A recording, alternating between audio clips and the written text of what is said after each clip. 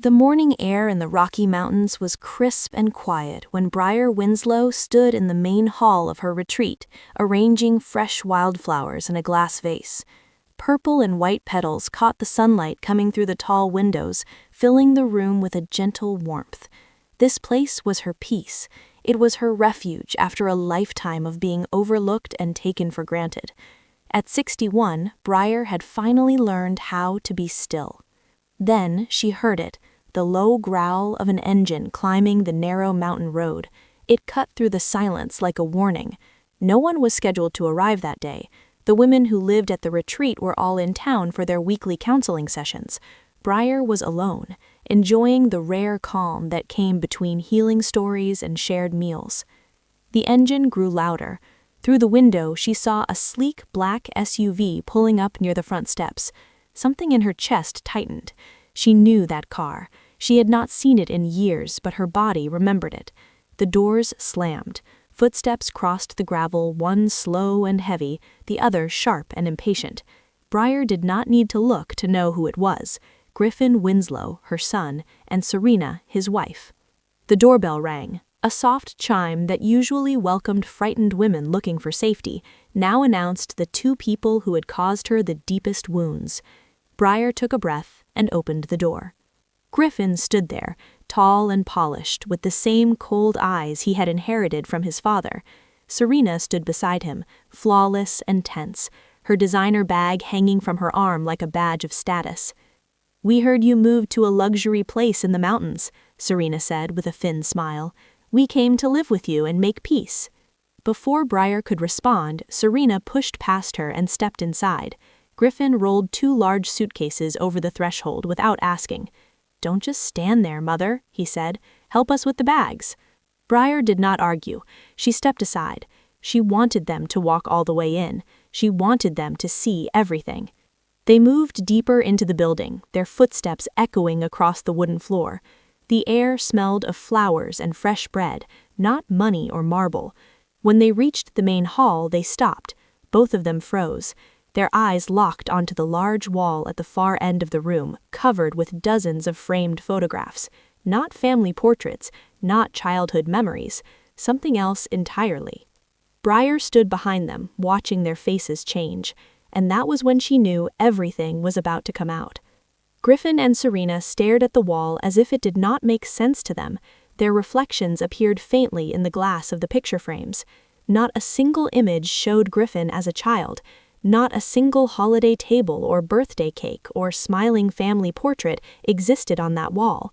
Every face belonged to someone else. Briar walked past them and stood in front of the photographs. "This place is not what you think it is," she said calmly. Serena folded her arms. "Then what is it supposed to be, Briar? A hobby? A phase?" Briar turned toward them slowly. "I raised a son alone after a hard marriage. I worked double shifts at the hospital. I paid bills and fixed problems, and smiled when no one asked how I was doing."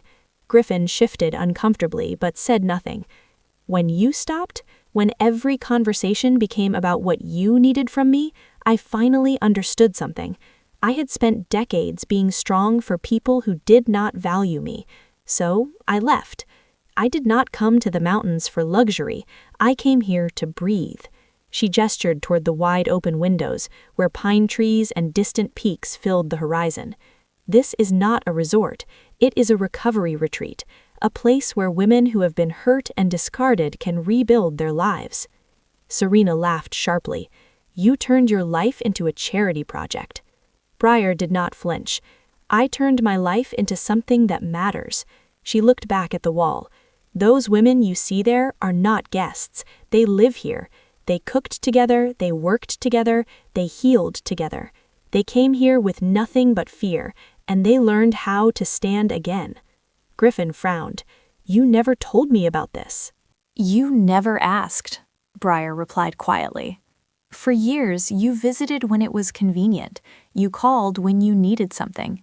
You never once asked what I was building." Serena rolled her eyes. "We thought you were finally enjoying yourself." "I am," Briar said, "just not in the way you imagined." She took a slow breath. Everything you see in this building was paid for with my own savings. No investors, no sponsors, just years of work and sacrifice. Griffin stared at her. Then why did Miss Dallimore say you were rich? Briar almost smiled. Because people confuse peace with money. She turned back to the wall. And you have not even seen the most important part yet. Briar stepped closer to the wall and gently touched one of the frames. This is Kestrel, she said. She arrived here 2 years ago with a baby and no place to sleep. Her family turned her away when she refused to go back to the man who hurt her. She moved her hand to the next photo. This is Genevieve. Her own children took her retirement savings and left her in a nursing home she could not afford. She came here believing her life was over. Then another. And this is Irene. She spent 20 years as a school principal before her husband convinced her she was worthless. When she left him, she did not even know how to use her own bank account. Griffin shook his head. What does any of this have to do with us? Everything, Briar said. These women did not come here because they were weak. They came here because they were brave enough to start again. Serena scoffed. They look like a collection of problems. Briar turned sharply. They are my daughters. The words settled into the room like a weight. Griffin stared at her. What do you mean, daughters? You're not their mother. Briar looked at him. I may not have given birth to them, but I chose them and they chose me. She gestured toward the photos. They call me when they are afraid. They come to me when they have good news. They ask my advice when they feel lost. She lowered her voice. When was the last time you did that, Griffin? He looked away. Serena crossed her arms. This is ridiculous. You are replacing your own family with strangers. Briar shook her head slowly. I am not replacing anyone. I am building something real. She pointed at a photo of Kestrel smiling while holding her baby. That child has never gone to bed hungry since she came here. That woman now works at the local clinic and saves money for her own place. She pointed to Genevieve in the garden. That woman grows food that feeds this entire community. Then to Irene, teaching a group of younger women. That woman teaches others how to survive. They are not broken. They are rebuilding. Serena shook her head. You sound like you are running some kind of emotional cult. No, Briar replied evenly. I am running a family that actually shows up for each other. She stepped closer to Griffin. You are my son, but you walked away from me long before I walked away from you, and that is why this wall does not include you. Serena let out a short, bitter laugh. So this is what you spent your money on. A group of broken women who need you to feel important. Briar did not raise her voice. They do not need me to feel important, she said. They need me because they are healing, and I need them because they remind me what love actually looks like. Griffin stepped forward. You could have spent that money on something better, on something that helped your real family. Briar met his eyes. These women are my real family.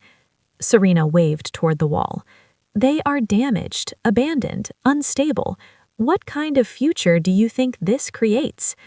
Briar took a breath. Let me tell you something. Kestrel was 19 when she came here, pregnant, homeless, terrified. She now works full-time and studies at night. Genevieve came here ready to give up on life. She now manages our finances and helps other women learn how to protect themselves. Irene could not even write a check when she arrived. Now she runs our training programs. That is the future we create here. Griffin looked uncomfortable. But that does not make them your daughters. It makes them family, Briar said. Serena narrowed her eyes. So you would choose them over us? Briar nodded. Every day. Griffin raised his voice. You are letting these people use you. Briar stepped closer. They do not use me. They contribute. They work. They give back. They respect me. She paused. You never did. The room went quiet. Griffin opened his mouth, but nothing came out. Serena scoffed. You are being dramatic. No, Briar said calmly. I am being honest. You come here after years of silence and judgment. You walk into my home and insult the people I love. You do not see them as humans. You see them as failures. That tells me everything. Griffin looked away. You never wanted this kind of life, Briar continued. You wanted status, comfort, control. But this place is built on something you do not understand. Dignity. Every woman here earns her place. They show up, they work, they heal, and they treat me like someone who matters. She turned toward the wall again. That is why their faces are here, and yours is not. Serena clenched her jaw. You think you are better than us now? No, Briar replied. I think I am finally free. Briar turned back toward Griffin and studied his face. Tell me the truth, she said calmly. Why are you really here? Griffin hesitated. Serena answered for him. Business has been slow, she said quickly. The market turned. Things got complicated. Briar folded her arms. Complicated means debt.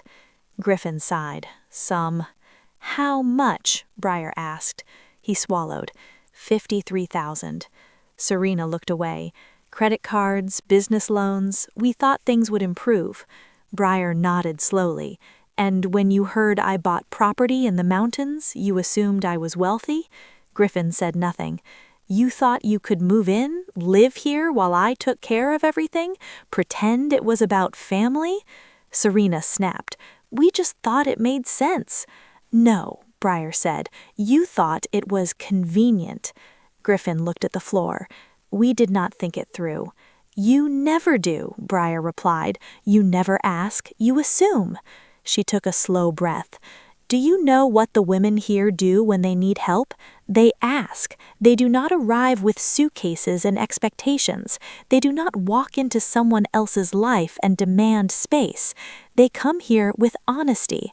I have nothing. I am afraid. I need help. That is how healing begins. Serena scoffed. We are not like them.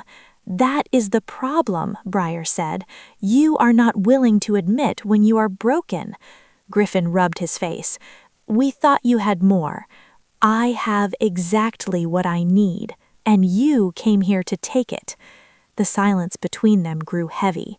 Outside the window, Briar saw women walking back from town, laughing together. That was what Griffin and Serena never understood. This place was not built on money, it was built on truth. Briar took a step forward and spoke with calm clarity. You have two options. Griffin looked up. What options? You can stay here, Briar said, but not as guests, not as entitled family. You will live the same way everyone else does. You will share a small cabin, you will help cook and clean, you will attend financial counseling, you will work in the garden or the workshop, you will rebuild your lives honestly. Serena stared at her. You want me to scrub floors? I want you to contribute, Briar replied. This place is not a hotel. It is a community. No one here gets special treatment. Griffin looked uncertain. And if we say no? Then you leave, Briar said. Serena laughed sharply. You would throw out your own son. I would refuse to let anyone poison what I built, Briar answered. She gestured around the room. These women came here with nothing. They show up every day, they work for their future. You came here with debt and entitlement. If you stay, you earn your place. You leave, you take responsibility for your choices. Griffin looked at Serena. Serena's face showed pure disbelief. This is insane. You are asking us to live like charity workers. No, Briar said. I am asking you to live like adults. People here wake up at 6, they prepare meals together, they clean, they learn, they grow. No one is served. Everyone contributes. Griffin swallowed. We just need time. Time is not what you need, Briar said. You need humility. The room felt tight with tension. From outside, voices drifted closer. The women were returning. Briar looked at Griffin and Serena. Decide carefully, because the moment those women walk through that door, you will see exactly what family looks like. The front door opened and the sound of voices filled the hall. Kestrel stepped inside, carrying her young daughter on her hip. Her face lit up when she saw Briar. "We brought fresh bread," she said happily. She stopped when she noticed Griffin and Serena. "Oh, I am sorry," she said softly. "I did not know you had visitors." Griffin barely looked at her. "So this is one of them," he muttered to Serena. "One of the burdens." Kestrel froze. The words struck her like a slap. Briar turned sharply. Griffin stopped, but he kept going. "Your mother has built her life around women who cannot even take care of themselves," he said. "It is pathetic." Kestrel pulled her child closer. That was when Genevieve stepped in. At 70, she was small but strong. "You will not speak to her like that," she said firmly. Serena scoffed. "Who are you?"